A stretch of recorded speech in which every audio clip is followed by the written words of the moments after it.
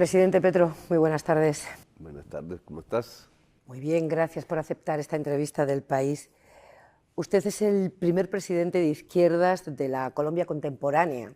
Lleva 9 meses y pico en el poder. ¿Ha encontrado resistencias? ¿Piensa que, o siente, que el poder tradicional se ha organizado contra usted? Sí, claro. El cambio siempre provoca una resistencia. Y indudablemente al ser el primer presidente de izquierda elegido en Colombia, pues los ánimos de resistencia son altos, grandes y provienen de grupos muy privilegiados, sobre todo por el dinero público. A partir de lo que podríamos llamar la época neoliberal, hace unos 30, 34 años, se fueron creando unas leyes que tenían como filosofía común el pensar que el mercado podía garantizar derechos. Era el mercado traído de su campo habitual, la producción de bienes, hacia un campo muy diferente que había tenido el Estado, que era la garantía de derechos, pensiones, salud, justicia, educación, etc. Esa irrupción del mercado se hizo a través de leyes, pero pasados 30 años, 3 décadas, casi que en todo el mundo ha demostrado que su promesa no existía, que a través del puro mercado no se puede garantizar los derechos de la gente, que la presencia allí del Estado de otras formas es fundamental, que no son territorios propiamente del mercado. En ese lapso de tiempo se crearon estos grupos que empezaron a vivir del dinero público, a amasar fortunas del dinero público, bajo la tesis de que iban a prolongar el espacio de los derechos dentro de la población, aumentar su cobertura, etc. Y no fue así. Cuando proponemos el cambio de volver a un mayor peso de la política pública, de la sociedad como tal, para garantizar los derechos en materia de salud, de pensiones, laborales, etc. Entonces estos grupos reaccionan, se organizan, buscan construir una oposición más fuerte, no han contado todavía con respaldo popular, pero sí con la prensa, sí con partidos políticos del Congreso, tratando de ganar una mayoría relativa en el Congreso que impida que las leyes del cambio se aprueben. Y esa es la resistencia que hemos tenido hasta ahora. Y a pesar de esa resistencia y a pesar de llevar solo 9 meses en el cargo, ha afrontado grandes proyectos, el proyecto de la paz total, pero también, como apuntaba, la reforma de la salud, de las pensiones, laboral, tributaria e incluso política. ¿Qué hará, presidente, si no consigue mayoría parlamentaria para sacarlas adelante en el Congreso? Bueno, es el juego del poder, ¿no? Indudablemente hay una pretensión de cambio y hay una resistencia contra el cambio. ¿Cuál podrá más? No lo podemos predeterminar. Podemos hablar de escenarios posibles.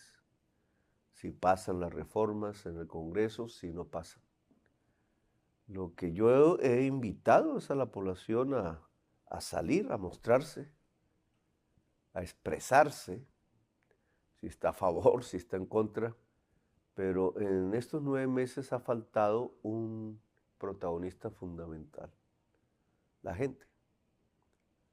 Poco porque sintió que ya triunfaba y no se necesitaba más, un poco porque la fase pasó de la gran movilización popular que vivimos en los últimos años, incluido el día de elecciones, a una fase más de quietud, pero la ausencia de la población en la calle lo que le da es fuerza a las fuerzas de la resistencia contra el cambio.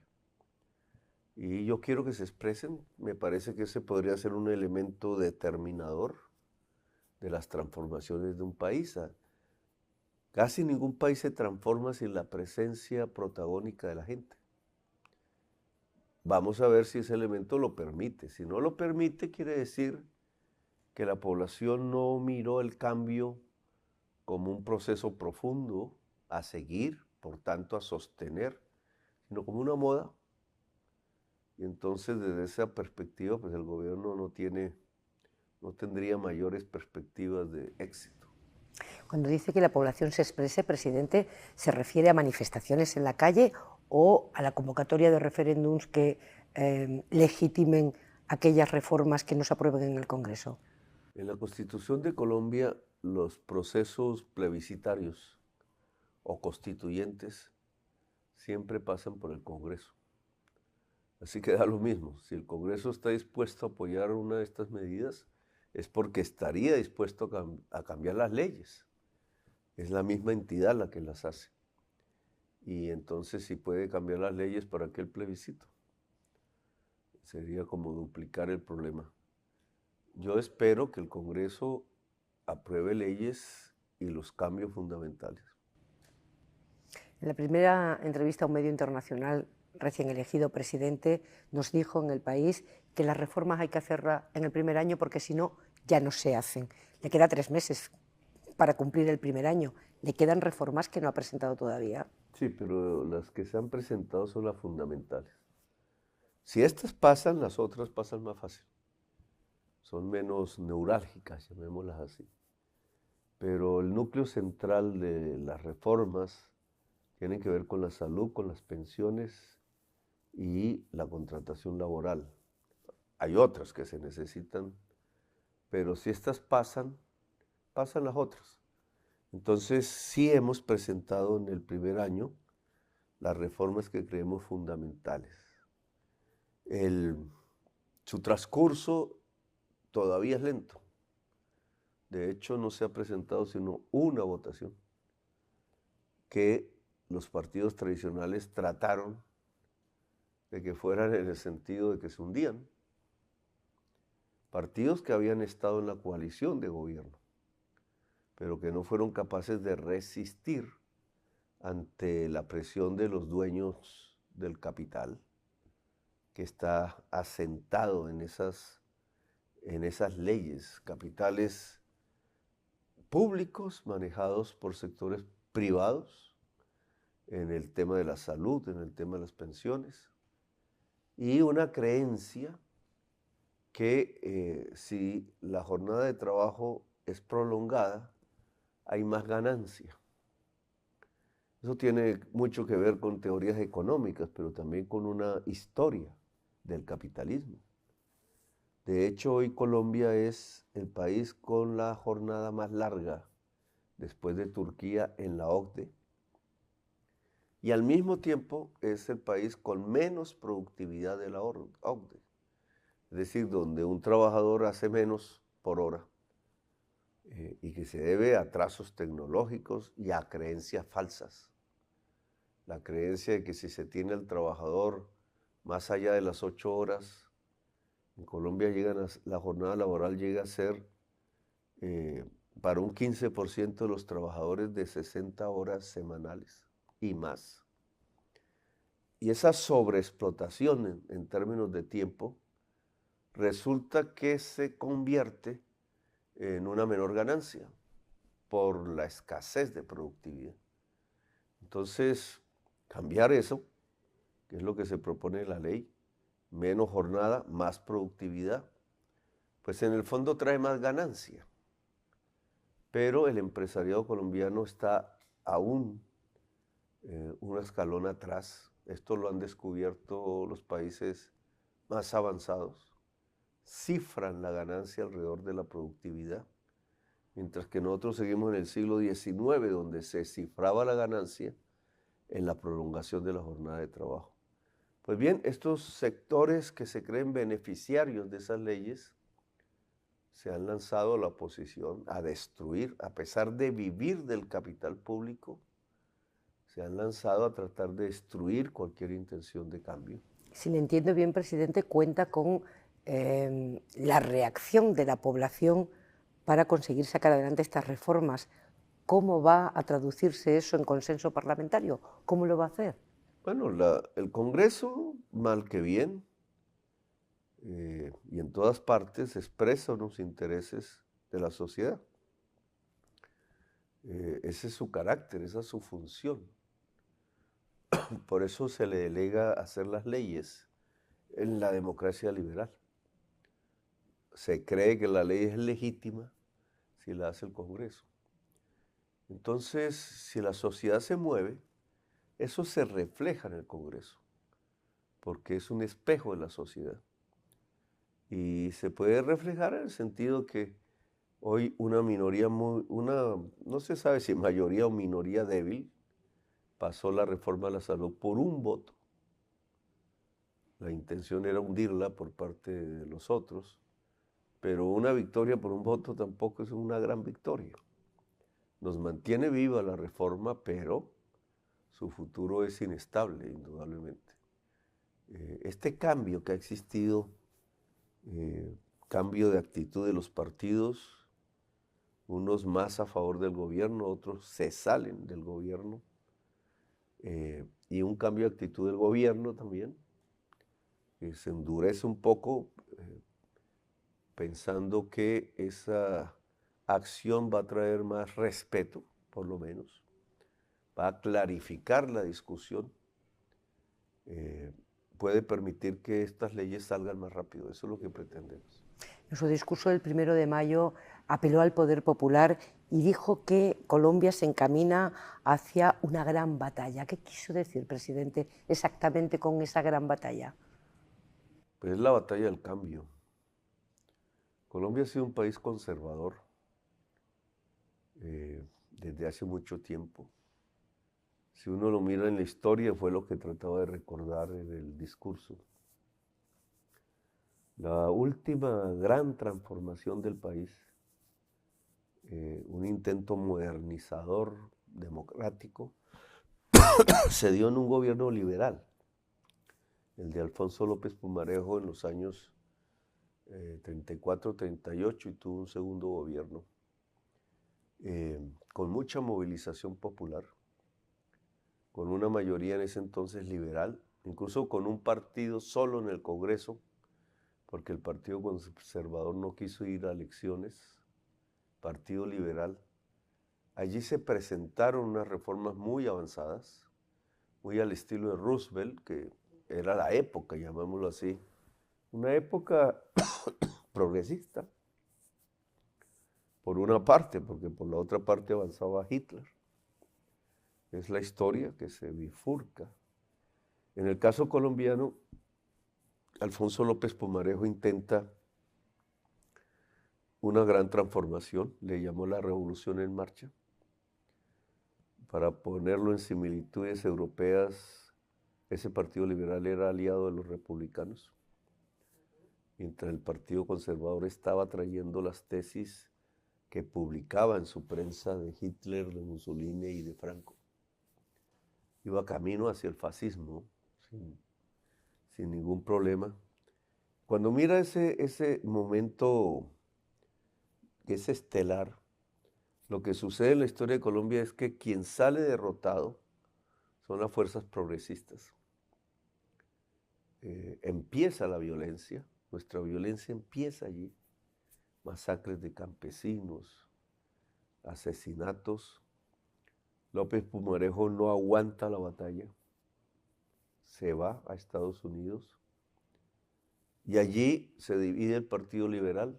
Una de sus figuras termina asesinada, que es Gaitán, y comienza la violencia en firme, muy similar a lo que había pasado en la guerra civil sin el radicalismo, pero es un Estado que entonces se vuelca contra el pueblo liberal, que era mayoritario, y lo aniquila literalmente. Hay 1 millón de muertos desde ese entonces hasta la fecha. Esa violencia no terminó. Ha cambiado de fases a través de la historia. Se volvió de izquierdas en algún momento, insurgente. Terminó articulada al narcotráfico en el momento más reciente. Fases diferentes que tienen ese mismo origen, un origen político, que llevó a la sociedad a reaccionar por esas vías y no por las de la movilización ni la presencia electoral. Muy esporádicamente hacía uso de las urnas, incluso en algún momento, el 19 de abril de 1970, que gana un candidato diferente a los partidos tradicionales y la presidencia, le roban las elecciones. De ahí surgió la primera experiencia armada urbana de la que hice parte, el M-19. Entonces el país dejó de tener una expresión hacia lo institucional y derivó en guerras regionales con niveles de barbarie altos. Desde entonces hablamos de cómo construir un camino pacífico. Esa es la Colombia de hoy y se dirime en esos términos. Cuando yo convoco a la población a expresarse, en el fondo estoy tratando de sacarla de esos procesos que terminan en la violencia y llevarla de nuevo a la expresión política popular. En cierta forma, mi elección es eso. Cuando le decimos a la gente que salga de la barricada en el estallido social y use las urnas, fui escuchado por la gente, por el pueblo. De hecho, la gente del estallido social, que es mayoritario en la juventud, se volca a las urnas y me da la victoria. Entonces, siguiendo un poco ese origen político reciente, trato de que se exprese en las calles pacíficamente y que se vuelva un protagonista de los cambios, que no sea simplemente una interlocución entre una institucionalidad gubernamental que yo dirijo y una institucionalidad parlamentaria, sino que tenga alma, y el alma se lo da al pueblo. Esa comparación histórica con el periodo de los años 30 en el que hubo un intento transformador en Colombia que alumbra, su fracaso alumbra décadas de violencia, me da a mí al menos la medida, presidente, de que es muy consciente de que enfrenta muchas más resistencias de las que me ha dicho al principio. Sí, digamos, la postura anticambio en Colombia, que tiene fuerza popular. O sea, ese periodo de la historia ha ido forjando. En el periodo Uribe se vio con claridad que hay una porción de la población que apuesta a no cambiar. Hay ideologías allí. La población cree que somos el mejor país del mundo, etc. Colombia es el país de la belleza, ustedes hay por qué pensar eso.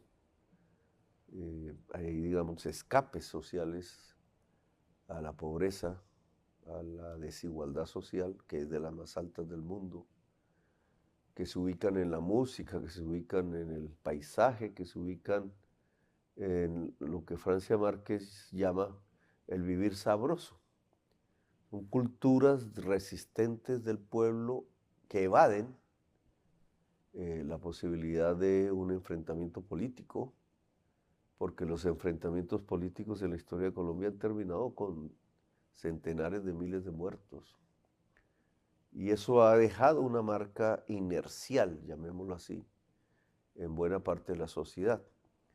Además de un núcleo de poder muy privilegiado, muy rico, pero que se ha enriquecido no por su innovación, no por su capacidad de riesgo, no por su manejo de sus propios capitales, sino que se ha enriquecido es a través de ordeñar el Estado, de una contratación que le permiten tener ganancias por norma y cuya base siempre es el dinero público. Es un poco una actitud parasitaria, rentista. Yo creo que tiene que ver más con el feudalismo que con el capitalismo, pero que ha hecho crecer en poder a este grupo de personas que además se han adueñado de los medios de comunicación, han construido su estrategia de poder de resistir y que fueron derrotados por mí en las elecciones pasadas. ¿Teme fracasar, presidente? Bueno, la historia trae triunfos y fracasos. Pues de hecho, yo casi siempre perdía. Perdía en las votaciones de leyes dentro del Congreso porque éramos minoría.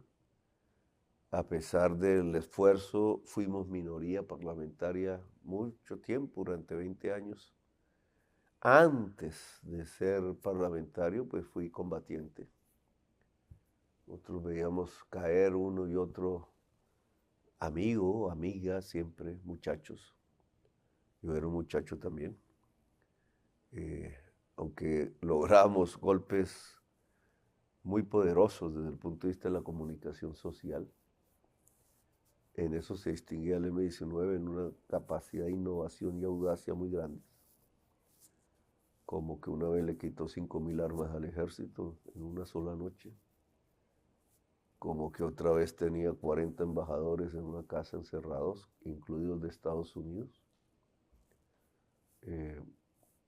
Como que una vez se llevó la espada de Bolívar, la hizo símbolo que aún hoy existe como tal, por eso yo la saqué el día de mi posesión, etcétera, porque alguna vez, más que en las acciones en la política, hacía rodar el país alrededor de sus propuestas.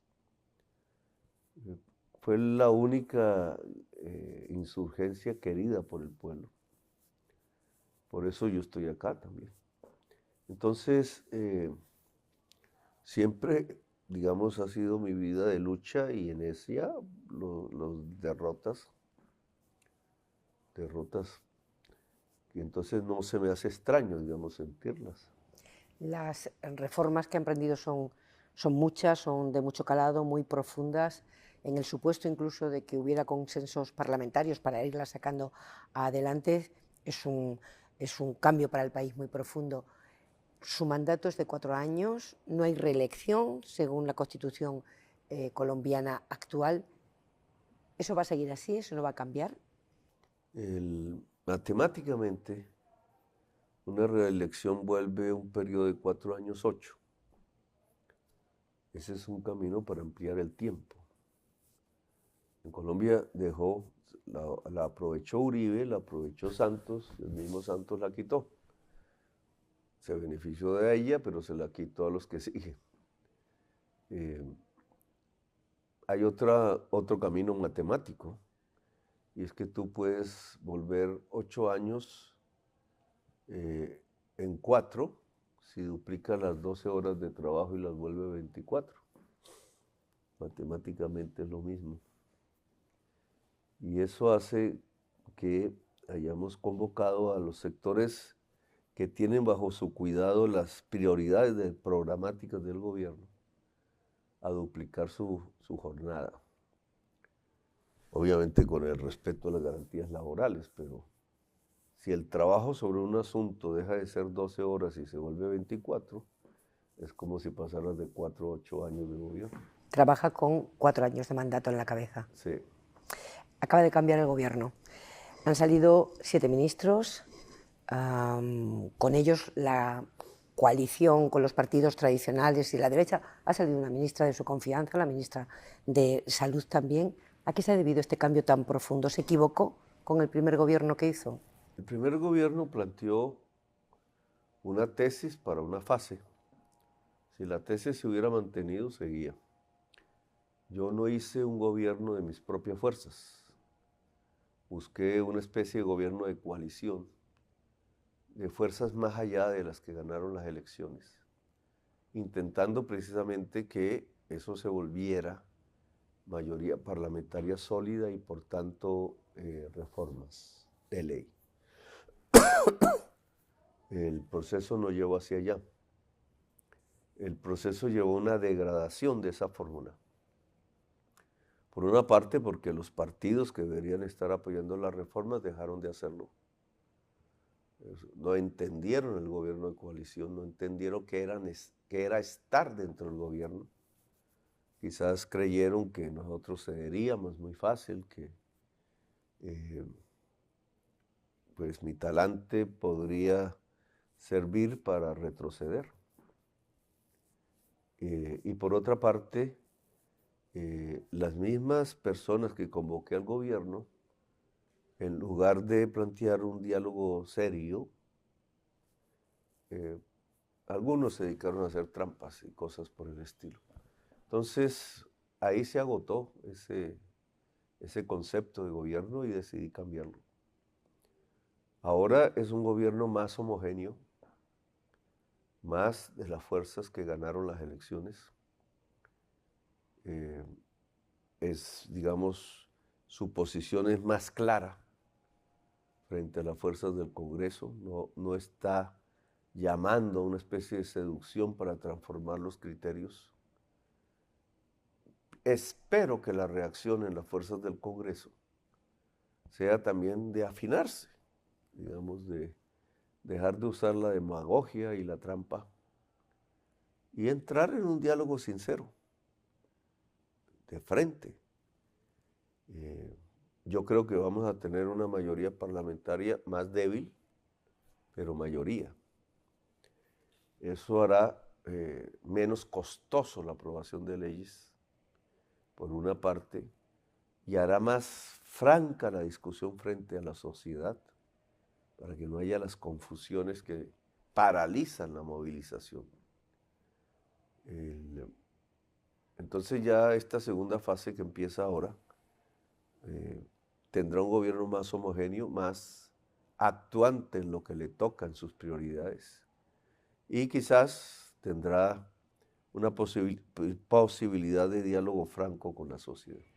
Un gobierno que va de la socialdemocracia hacia la izquierda y que le acerca a sus bases. ¿Sentía que el gobierno anterior les alejaba de sus bases, de esa población a la que llama a expresar su voluntad de cambio? Pues yo no he medido los contenidos del gobierno en términos socialdemócratas. La socialdemocracia es una forma política que sale de una alianza entre obreros y empresarios, que sustenta los avances sociales sobre la base del crecimiento de la productividad. Colombia está lejos de llegar a ese punto. Quizás lo que propongo nos acerca, pero nosotros estamos en una fase en donde ni la productividad existe, ni el mundo de empresarios y obreros es el mayoritario. Estamos en típicas formaciones sociales que no se pueden calificar propiamente capitalistas. Mantienen formas anteriores, premodernas. El tema de la tierra, por ejemplo, en Colombia es así, es una forma premoderna, no es una forma capitalista. Sigue siendo una heredad del feudalismo español y peor aún del esclavismo español. La mentalidad con que se han manejado esos temas no es capitalista, no es racional. La tierra es usada por el capitalismo para producir hasta el último centímetro cuadrado posible. Eso no lo ves en Colombia. En Colombia ves 15 millones de hectáreas fértiles literalmente abandonadas a un pastoreo extensivo, que es una excusa simplemente para tener la tierra como un instrumento de poder. Por la tierra se mata en Colombia, por la tierra es que se ha creado buena parte de la violencia colombiana. Su solución está escrita en la historia hace tiempos. Se le llama reforma agraria. Países como España, países como Francia la han hecho en algún momento de la historia, llegan a ese objetivo. Estados Unidos la hizo. La reforma agraria no es una propuesta socialista, es una propuesta capitalista. Por eso hubo revoluciones contra los reyes. Pero en Colombia eso no sucedió. Aunque se propuso, aunque gobiernos quisieron hacerla, el resultado final fue la violencia. Y la reforma nunca se pudo hacer. Entonces hoy, en pleno siglo XXI, hay un uso racional de la tierra, una concentración tenebrosa, porque para mantenerla se ha usado el terror. solo la época reciente, desde los 80 para acá, hay 200.000 campesinos muertos. El desplazamiento ha sido de millones. Es uno de los grandes desplazamientos en el mundo, solo que no se da fuera del país, sino que terminas en nuestras grandes ciudades. Millones de personas que no logran trabajar en la ciudad por el raquitismo del capitalismo. Y entonces lo que es un problema en un lado se transforma en otro problema en otro. El mundo popular urbano, que no es solo de Colombia, es generalmente latinoamericano, pero que va dejando sin perspectivas a la juventud, sin estudio, sin esperanza, que consume seres humanos viejos, hombres y mujeres sin ningún tipo de dignidad en la vida, prácticamente se dejan morir, solos en la tristeza, que le quita una gran potencialidad a la sociedad. En la mitad de la sociedad, prácticamente sin esperanza. Eso es lo que ha hecho crecer, por ejemplo, el narcotráfico y otros problemas. El intento de saltar rápidamente esas barreras. No lo ven en el cambio político, lo ven en las oportunidades del mercado. Y eso genera una degradación social todavía más grande. Y vamos de problema en problema sin intentar una solución social, digamos, profunda. Volveremos a las drogas, pero quería preguntarle por el ministro de Hacienda saliente, José Antonio Campo, que es un hombre, ya lo sabe, muy respetado en medios económicos, que establecía puentes con el centro, con la iniciativa privada. ¿Teme que le genere desconfianza en el mundo del dinero, en el mundo de la empresa? Indudablemente José Antonio es un gran economista. Yo lo busqué, él estaba en otra formación política en ese momento con Fajardo. Ya lo había buscado en mi primera campaña electoral presidencial. Intuía que podía ser la comunicación franca entre el mundo del capital y nuestro mundo, mucho más popular en torno a concertar reformas. No veía al gobierno como un gobierno avasallador contra el otro, sino como un espacio de diálogo franco y por tanto de concertación. En la alcaldía, mi secretario de Hacienda fue el actual ministro, Ricardo Bonilla. La directriz siempre fue, y él la hizo a fondo y muy seriamente, mejorar el equilibrio de las finanzas públicas de Bogotá. De hecho, Bogotá la dejamos en superávit. Las calificadoras ascendieron en el rango a la ciudad. Digamos, desde el punto de vista del manejo de las finanzas públicas fue ortodoxo y decente. ¿Por qué? Porque yo creo que la famosa teoría cuantitativa del dinero es cierta. Es decir, que si tú irrigas dinero, liquidez, te crecen los precios y entras en otras problemáticas que entre otras estamos viviendo hoy por el crecimiento de precios inducidos del extranjero. Entonces, tanto con Ocampo como con Ricardo Bonilla, la tesis va a ser la misma. Intentar equilibrar unas finanzas que quedaron muy desequilibradas por el gobierno anterior. Yo creo que hubo una mala comprensión de cómo financiar el gobierno ante el COVID. Si tú miras, muchos países disminuyeron la pobreza en el COVID, Estados Unidos, por ejemplo. Nosotros no, a nosotros se nos disparó los indicadores de hambre y de pobreza. Se perdió toda una fase de disminución bastante profunda de la pobreza en Colombia. Ese fue un resultado en Bogotá. Nosotros redujimos la pobreza a la tercera parte en la ciudad de Bogotá.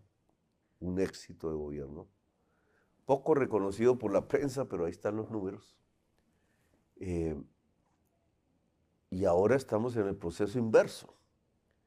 La pobreza ha crecido, el hambre ha crecido, los problemas sociales han crecido. Es un malísimo manejo de las finanzas públicas. Pudo ser otro, pero es lo que heredamos. Entonces la consigna que hemos dado es volver hacia un equilibrio, ganar capacidad para pagar la deuda, no dejarnos ganar de la deuda, porque nos traerá problemas mayores, es una especie de sifón.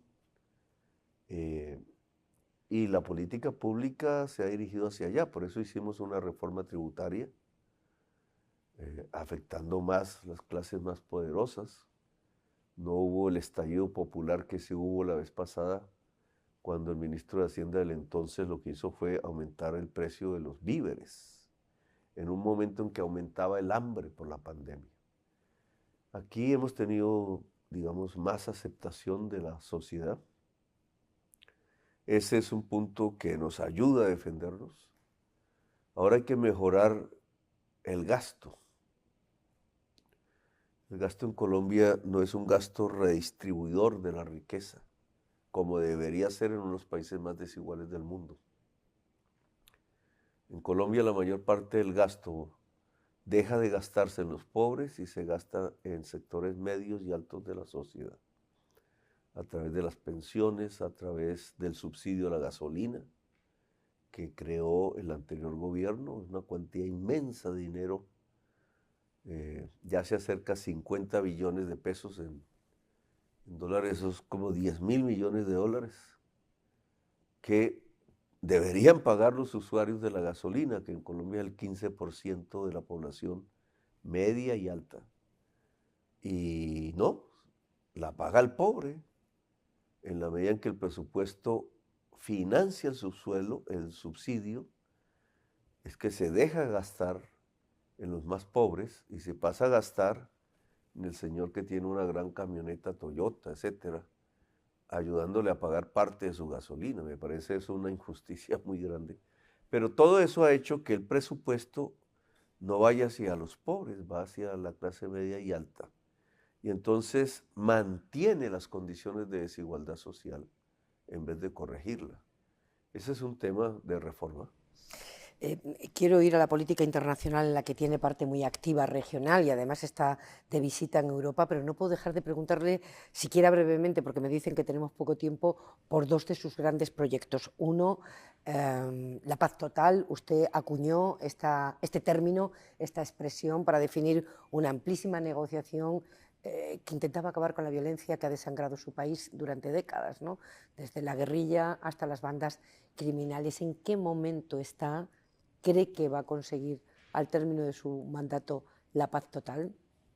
Hay una circunstancia que aún no hemos podido encontrar la causa certeramente, pero que nos ayuda.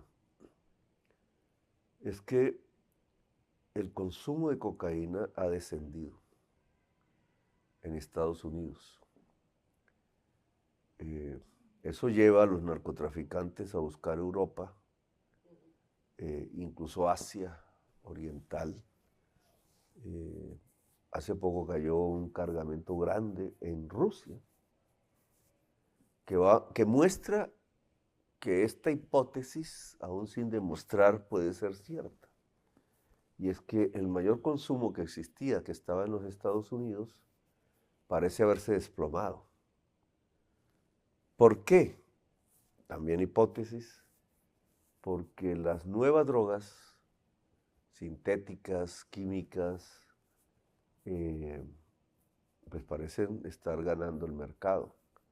En el caso de los Estados Unidos, el fentanilo, que es prácticamente mortal, quizás la peor droga que se ha encontrado, está tomando niveles de pandemia. Les mata más de 100.000 personas al año. La cocaína no mataba sino 3.000 y la marihuana no mataba. Y entonces una guerra contra las drogas dirigida a la marihuana y a la cocaína ha terminado en algo terriblemente peor. Por eso yo hablo del fracaso de la política de la guerra contra las drogas, porque los ha llevado casi al suicidio, que es el fentanilo. Esta hipótesis se demuestra un poco en que en diversas regiones de Colombia dedicadas a la producción de hoja de coca, que en general era donde había antes selvas, como hay selvas, pero también campesinos hambrientos, desalojados de sus tierras fértiles, pues el único producto que por ahí puede dar algo para el sostenimiento vital es la producción de hoja de coca y de pasta de coca que se le vende al narcotraficante. Ha cesado en muchos de estos puntos la demanda, lo que parece indicar un cambio de los patrones de consumo. Eso nos da a nosotros una oportunidad, porque una Colombia no sería competitiva en drogas sintéticas por la debilidad de sus procesos industriales. Se podría lograr mucho más en el norte de México, dentro de los mismos Estados Unidos, que podría autogenerar la cantidad de oferta de droga que ahora están consumiendo. Nos da una oportunidad a nosotros, paradójicamente con un desastre en nosotros. Ahí está el fracaso de la política antidrogas. Y es que al ya no ser un negocio de las dimensiones que era antes, muchos de estos grupos que han estado, sectores sociales que han estado viviendo de la cadena de la cocaína, preferirían ya hoy tener otra oportunidad, otra opción. Si nosotros somos capaces rápidamente de otorgarla, y ahí tenemos problemas, pues yo creo que Colombia empezaría un desconecte de lo que es el mercado internacional de drogas, y ese desconecte nos sirve para que muchos grupos que tienen armas dejen de tenerlas. De ahí porque casi todos han dicho que sí a un proceso de paz total. Una cosa es decirlo, otra cosa es hacerlo, pero se comienza por ahí. Ya se abren dos mesas, la del ELN y la del Estado Mayor Central. Muchas bandas propiamente criminales en raíz política del pasado han dicho que quieren un proceso. Estas son compuestas fundamentalmente por juventudes urbanas. A mí me da un cierto optimismo. Sé que todo puede desaparecer, quizás el precio de la cocaína y sus demandas hayan caído solo temporalmente. O solo en Estados Unidos, ¿no? Mientras O salen solo en Estados Unidos, otros mercados conquistan emergentes. más mercados en otros lados, en donde aparecería como una droga nueva. Vuelve la rueda. Sí, digamos, hay circunstancias que no son optimistas, pero yo creo que hay que aprovechar el momento. ¿Ha encontrado en la administración Biden una actitud diferente? Ha estado hace poco con él en Estados Unidos en relación a la guerra contra las drogas, ¿no? Lo que se ha demostrado es que las guerras que se han librado hasta ahora han fracasado. Todas. Han fracasado. Todos los indicadores son absurdamente negativos. ¿Y ha encontrado una actitud diferente en la administración Biden? Sí, yo creo que los altos funcionarios demócratas de los Estados Unidos son conscientes de que la guerra fracasó. Han llevado, yo pienso que unas 10 millones de personas, esas cuentas hay que hacerlas. Desde que Nixon, el republicano, propuso la guerra contra las drogas, él pensando en la marihuana, porque veían los hippies un rival social, pero ahí comenzó todo. Esos indicadores hablan de por lo menos 10 millones de presos. Un porcentaje muy alto de las juventudes negras y latinas que se llevan a la cárcel solo porque tienen algo en el bolsillo, etc. Es una destrucción social enorme, una separación de la misma sociedad norteamericana, una fragmentación que se lee racial, pero que tiene también estos orígenes, la persecución a la población negra a partir de las drogas. Y bueno, si uno mira a los muertos, pues esos son latinoamericanos, 1 millón de muertos por este asunto. Si se mira la construcción democrática, pues lo que presenciamos es cómo Haití, por ejemplo, desaparece como Estado a partir de las bandas y cómo ese episodio Haití se vive al interior de cada país nuestro, en regiones concretas, donde el Estado ya no está, donde la sociedad ya no tiene el poder, donde hay verdaderas dictaduras mafiosas de grupos armados en toda Centroamérica, en Colombia, en buena parte de América del Sur. Eso penetra incluso en ciudades de los Estados Unidos, que las han vuelto de las más violentas del mundo. O sea, la región más violenta del mundo no está en el Medio Oriente, no está en las zonas de guerra, no está en Ucrania. Cuando hacen las cuentas, la región que más mata es la región por donde pasan las rutas de la cocaína, por su clandestinidad decretada. Pero allí puedes ver las ciudades más violentas del mundo. Las 50 ciudades más violentas del mundo están ahí. Hay como 5 o 6 norteamericanas. ¿Y se siente acompañado en esa batalla? ¿Tiene apoyo internacional o se encuentra solo? El discurso ha sido disruptivo. Hay países que les da temor afrontar la realidad y prefieren la realpolitik, la de mantener las cosas como están. Yo he querido hacer una conferencia a escala latinoamericana porque somos los que más sufrimos. No hay presidente en Latinoamérica donde, viendo cómo crece la violencia en su propio país, no esté dispuesto, digamos, a dialogar sobre el tema. Yo creo que si logramos hacer la conferencia latinoamericana, ponemos otra posición allá en el Consejo de Naciones Unidas que versa sobre este tema. Incluso tenemos que llegar a denunciar el Acuerdo de Viena. Eso no sirve. Eso solo mantiene una posición de doble moral.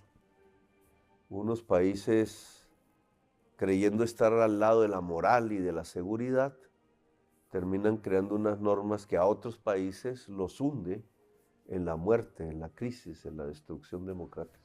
Usted ha reanudado las relaciones diplomáticas con Venezuela, ha enviado un embajador, es parte activa de un intento negociador entre el gobierno y la oposición. ¿Por qué cuesta tanto? ¿Por qué cuesta tanto en este momento en que haya una aproximación o la aproximación a un acuerdo entre el gobierno de Venezuela y su oposición? Yo creo que hay un temor, un miedo inicial. Y lo entiendo porque yo he sido también presa de esos miedos. Es la creencia de que si el grupo en el poder lo pierde, lo exterminan. Lo mismo al revés. Entonces, entre oposición y gobierno no hay la confianza en lo mínimo. Lo mínimo es que no vamos a ser molestados si somos oposición en nuestra vida, en nuestra honra y en nuestros bienes, como dice la Constitución. Allá no existe esa certeza. Es una de las primeras cosas que hice cuando llegué al gobierno, porque ese miedo existía de parte de los que habían estado en los gobiernos de Colombia. Yo les di una confianza, buscando sobre todo que la gente tuviera más tranquilidad, de que dejara de polarizarse alrededor de estos temas. Y no hemos perseguido a nadie, digamos, no hemos repetido lo que hicieron contra nosotros. A nosotros nos interferían las comunicaciones, nos desaparecían, nos mataban, nos ponían presos, nos embargaban los bienes. Yo casi pierdo el único que tenía, que era una casa. Y, ¿Quiénes hacían eso? pues desde el gobierno. ¿Qué gobiernos? Uribistas. A mí me embargaron el sueldo desde que fui alcalde, por ejemplo. Y iban por mi casa, lo que pasa es que tuve ahí una figura jurídica que me la defendió y que por coincidencia había aplicado hacía años, que es el patrimonio familiar, se llama así.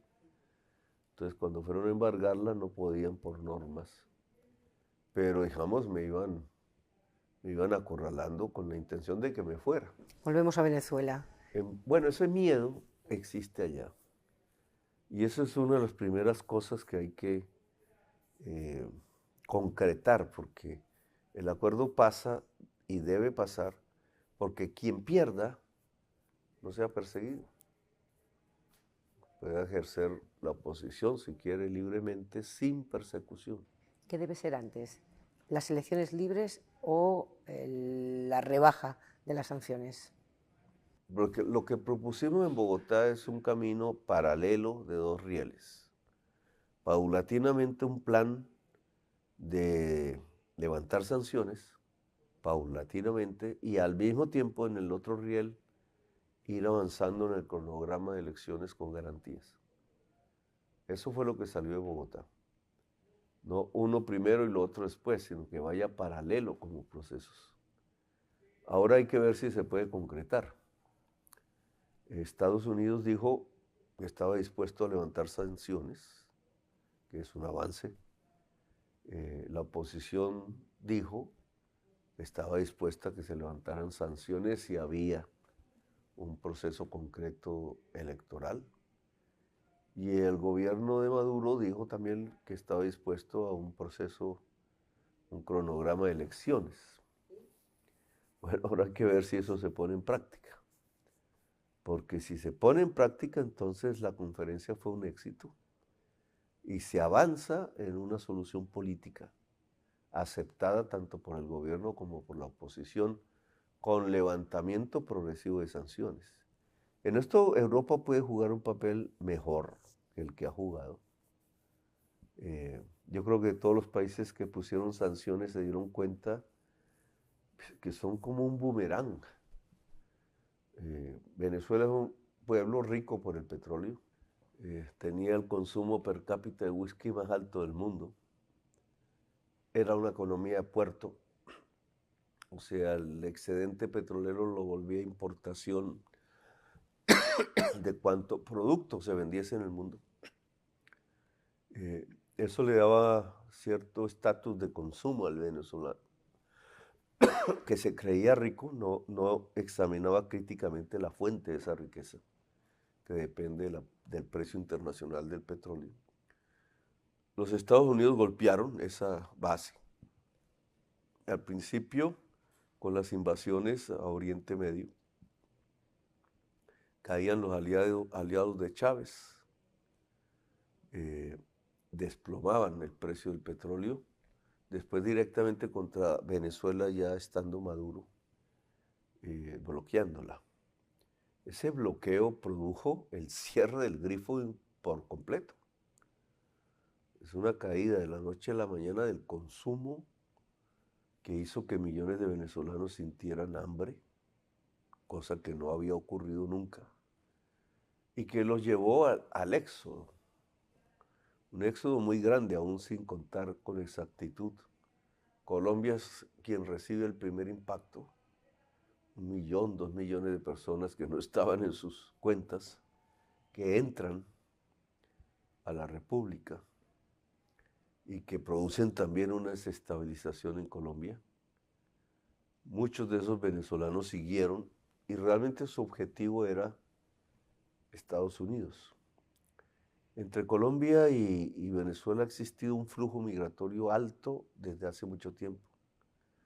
Cuando el precio del petróleo era alto en los 60, 70, se fueron millones de colombianos a Venezuela. Se habla de 4 millones. Ahora tenemos un reflujo de unos 2 millones, quizás hijos de los colombianos que se habían ido. La articulación de sangres, de cultura es muy alta. En realidad y en el fondo somos el mismo pueblo. Tenemos el mismo idioma, la misma religión, las mismas costumbres. Entonces no se siente el golpe exactamente como los suecos deben sentir la migración siria, por ejemplo, porque son pueblos muy diferentes. Aquí es el mismo pueblo, pero el pueblo venezolano quería coger rumbo hacia el norte. Comenzaron los éxodos que tú ves ya por fotos, porque en la medida que una masa crítica se desplaza, se va llenando de nuevos flujos de los diversos países. Y entonces hay unas verdaderas manifestaciones yendo hacia el norte, con la esperanza de entrar. Y surge entonces una contrapolítica de los Estados Unidos antimigratoria, hasta ahora ineficaz, campos de concentración en la frontera, niños presos en la frontera, muertos, un desastre humanitario. Y lo que fue una política pública se convirtió en su reversa, un boomerang que ahora golpea a los Estados Unidos. Esa es la demostración de que una sanción, primero, no va contra los gobiernos, va contra los pueblos, produce crisis humanitarias y estas se devuelven contra los países que tomaron esas decisiones. Entonces, levantar sanciones en Venezuela es un mejor camino que mantenerlas. Aquí Europa puede jugar un papel, también tiene su propio problema migratorio con otro tipo de pueblos, pero es similar. Sancionar a Siria, sancionar a Irak. ¿Cuál es el papel que puede jugar Europa con Venezuela? Poner a andar los dos rieles. O sea, asegurar que haya un levantamiento sistémico y paulatino de sanciones, mientras el gobierno de Maduro da las medidas de avance en un cronograma electoral con garantías. El presidente viene a un continente donde hay una guerra, hay muchas clases de guerra y los colombianos lo saben muy bien porque han padecido algunas, pero aquí tenemos una guerra clásica en la que una guerra imperialista en la que un país invade a otro y bombardea ciudades, bombardea edificios residenciales, mata civiles. Esta semana ha vuelto a ocurrir. El presidente Lula da Silva, que estuvo aquí la semana pasada, lidera, como sabe, una iniciativa para intentar buscar una salida a esta guerra de invasión de Putin. No se ve ahora mismo ese camino, puesto que Putin sigue bombardeando. ¿Usted comparte la iniciativa del presidente Lula? En general, América Latina no ha tomado posición. La posición latinoamericana es que haya un acuerdo de paz. Porque nosotros hemos sufrido un incremento del hambre a partir de pues, todo el tema inflacionario de alimentos, etc. Y en países donde hay hambre. Es decir, prácticamente se deshizo toda la fase dorada, le llamamos así, de mejoramiento de condiciones de vida de los pueblos latinoamericanos. Ha cesado. Y ahora estamos en procesos inversos de aumento de la pobreza y del hambre, y eso se debe a la guerra. Por razones económicas, solo con que se cerrara el puerto de Odessa, sin que nosotros importáramos mayor cosa por allí, se produjo un encadenamiento de hechos que ha llevado a un crecimiento de los precios de la alimentación en todo el mundo. Nosotros, al subir alimentos importados, porque América Latina importaba alimentos, pues es parte del grave problema alimentario en el mundo, porque América Latina tiene el potencial de nutrirse a sí misma e incluso de exportar. Pero una serie de sucesos que comienza con el libre mercado, etcétera, a escala mundial, destruye la autosuficiencia alimentaria latinoamericana y la lleva a ser importadora neta de alimentos, incluida Colombia, sin necesidad. La planta del maíz, que es originario de América y es uno de los grandes cereales de nutrición en el mundo, se descubre en Colombia, cerca al Mar Caribe. Pero nosotros hoy importamos 7 millones de toneladas de maíz, casi no producimos. Y eso obviamente tiene unas consecuencias, porque el maíz es un alimento de cadena para cerdos, para gallinas, para los huevos, para el ser humano, etcétera, para la pesca. Y al subir, sube todo lo demás. Y entonces terminamos con un crecimiento de alimentos muy alto y por tanto con un crecimiento del hambre. Entonces, ¿cómo vemos nosotros el tema? Pues que no nos interesa que esa guerra continúe. Uno.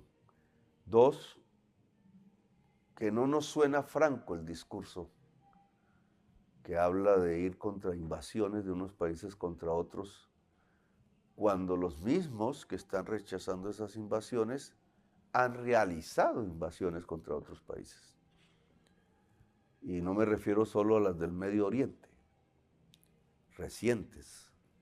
Me refiero a las que ha sufrido América Latina. Tienes una Inglaterra que invade Malvinas. Tienes unos Estados Unidos que han invadido Santo Domingo, que han invadido la isla Granada, que han invadido Panamá, que para el pueblo colombiano es un hecho histórico que aún no se supera. Sin duda, presidente, pero ¿las invasiones de Estados Unidos justifican los bombardeos en Ucrania? Lo que yo digo es que no justifican el discurso, porque el discurso de atacar a Rusia porque invade, pues debió haber comenzado por sí mismos. Nosotros alguna vez propusimos que el delito de invasión, de agresión internacional, fuese considerado un crimen contra la humanidad. Estados Unidos se opuso y sacó ese tema de la Corte Penal Internacional. De hecho, Estados Unidos no pertenece a ese tratado y tiene que ver con esa discusión. Pero los europeos no hemos invadido, presidente. Los europeos tenemos una guerra en nuestro suelo y un país que nos pide ayuda. Hay que darle ayuda a un país que nos la pide, un país vecino de Europa, en nuestro suelo, en nuestro continente, y al que invaden. No estoy muy seguro de esa afirmación de que Europa no ha invadido. Europa se ha escudado en la OTAN, pero a través de la OTAN ha invadido. ¿Por qué es buena la invasión a Libia y es mala la invasión de los rusos? Son malas todas, es mala también esta. Entonces, si son malas todas, la política pública que hay que defender hoy no es decir esta es mala y aplaudir otras, sino colocar el tema de la agresión internacional como un crimen. Haga lo que lo haga, ser considerado como un crimen. Eso sería un discurso más serio y tendría todo el apoyo de América Latina, porque América Latina es un territorio que ha sufrido invasiones en su historia reciente, no solo en la antigua. Y nos llevaría más a una solidaridad, digamos, con quienes planteen ese tema. Yo le decía a Biden que él, digamos, liderando la guerra en Ucrania, no iba a tener el liderazgo mundial que sí podría tener si liderara el cambio de la deuda pública de los países por acción climática. Son liderazgos diferentes. El uno muy proclive a ganar votos republicanos, muy de elecciones internas, pero poco eficaz, como lo hemos visto hasta ahora. La guerra sigue, incluso tiende a empeorar, no a mejorar, a volverse más compleja e internacional. En cambio, un liderazgo alrededor de la acción climática que es imprescindible para el mundo, hecha por Biden, que aceptó que la propuesta es buena, que él mismo la había defendido antes, podría proyectarlo a él casi como el héroe de las juventudes del mundo, como el país amigo de los países pobres, endeudados, sobreendeudados, como el amigo de la humanidad, porque este es un tema de sobrevivencia de la humanidad. Pero han preferido es liderar la guerra. Yo no digo que esa guerra se acabe fácilmente, pero si dejáramos de ver a la Ucrania como el terreno de la OTAN para defender, como sea, a como dé lugar, creo que rusos y ucranianos tendrían más oportunidad de sentarse en una mesa y acabar la guerra. Pero mientras tanto le decimos a los ucranianos que purguen los pecados del pasado de Estados Unidos, que purguen ellos los pecados. En mi opinión, digamos, y pudo ocurrir entre Colombia y Venezuela, no estoy hablando de algo extraño a nosotros. En un momento en el gobierno de Trump se habló de invadir a Venezuela a través de Colombia, cuando nosotros hemos sido un país hermano casi que con unidad de sangre. Yo no sé si sea el mismo caso Ucrania-Rusia, pero se parece. Y los venezolanos se fueron hacia el bloque de Putin, compraron sus aviones Chukov, hicieron demostraciones de poderío militar ruso en Venezuela, y Colombia se fue hacia la OTAN. Ahí nos nombraron de algo que no he entendido qué es, también mostrando los dientes, y sin que fuese público, en realidad Trump sí estaba hablando con el gobierno colombiano de cómo invadir militarmente Venezuela. Si eso hubiera ocurrido, la guerra quizás estaría aún hoy. La herida histórica entre los dos pueblos hubiera sido de siglos. Nos hubieran separado prácticamente como se separa dos hermanos que tienen una misma historia. Echarían la culpa unos al un lado, los otros al otro lado, pero el error hubiera sido dantesco. Los asesores de Trump lo frenaron y eso, digamos, no permitió que ocurriera. Yo no sé desde el lado ucraniano y ruso si esto mismo no ha acontecido, si ucranianos y rusos han sido llevados a una guerra que le convenía a una tercera parte, pues quienes dirigen la OTAN, que nunca se debió tramitar en términos de que la OTAN está conmigo y la OTAN está contra tal, sino que debió haber vuelto a las raíces culturales propias de esos dos pueblos para solucionar divergencias que indudablemente existen. El hecho de que haya una población rusa, de habla rusa, de raíz rusa en Ucrania, no puede ser el móvil ni para atacar esa población por ser minoría, como en ningún otro pueblo del mundo, ni para aprovecharse de esa población para invadir un país.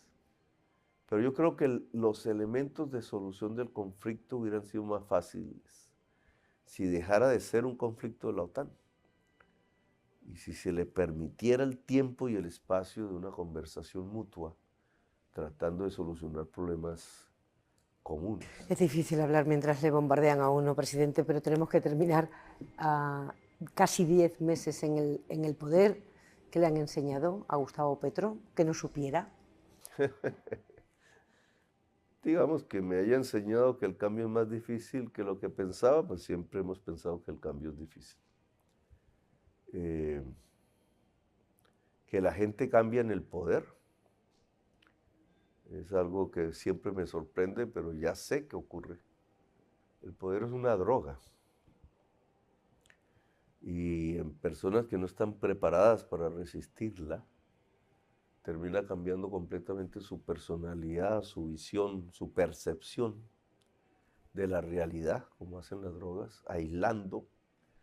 Incluso la adicción a esa droga lleva a matar, lleva a estas guerras, lleva a conflictos dentro de la sociedad que a veces son fáciles de prender pero difíciles de apagar.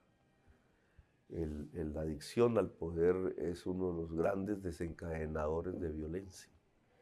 Y entonces, eso también lo sabíamos, pero se vuelve a poner de manifiesto. Y en eso hay que tener cuidados, blindajes. Una persona no se debe dejar atrapar del poder. Esa es una regla, yo lo aprendí en la alcaldía de Bogotá, pero es una regla que hay que mantener. Si los cambios se dan, será porque el pueblo quiere. Esa es un poco la idea del discurso del 1 de mayo. Hasta donde el pueblo quiera. Ni un metro más, tampoco ni un metro menos. Hasta donde el pueblo quiera. Muchas gracias. Bueno, gracias a ustedes.